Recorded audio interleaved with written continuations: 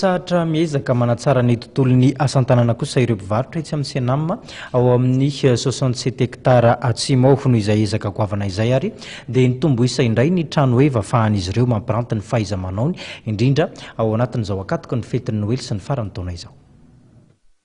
Nampitomboina ireo trano eva izay ahafahan'ireo mpanao asa tanana malagasy mampiranty ireo zava-bitany etsy amin'ny Senam 17 hektara atsimo.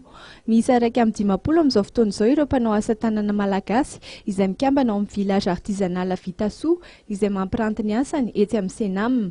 Mivelona amin'ity asa ity avokoa moa ireo mpanao asa tanana ireo ka izay indrindra no tokony hanampiana azy ireo. Ny isan-taona dia manao hetsika toy izao foana ny ity amin'ny mpanao asa tanana.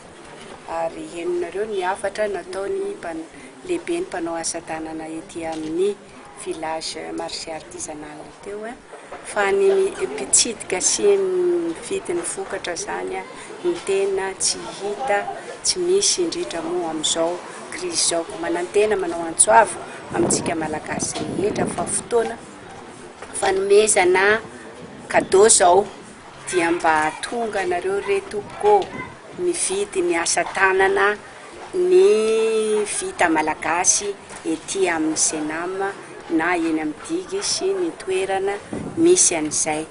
Isan'ny nahavelom-bolo ireo mpanao asa tanana ihany koa ny hetsika tahaka izao satria dia manampy betsaka amin'ny fiveloman'izy ireo izany. Ianao an'ity zany hoe zany betsaka mpizahatany eto amintsika dia zay zany mba tapa-kevitra nefa eritreritra efa ela zany izy ity dia zao vao tapa-kevitra anao an'ity eto Antananarivo eto.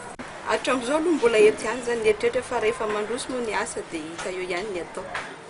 Manomboka androany ary tsy hifarana raha tsy ny 25 ny volana janoary izao araka izany dia hisy ny fampiratiana izay ataon'ireo mpanao asa tanana eny amin'ny Senam ho fanomezana fahafaham-po ny mpanjifa mandritra ny andro fety.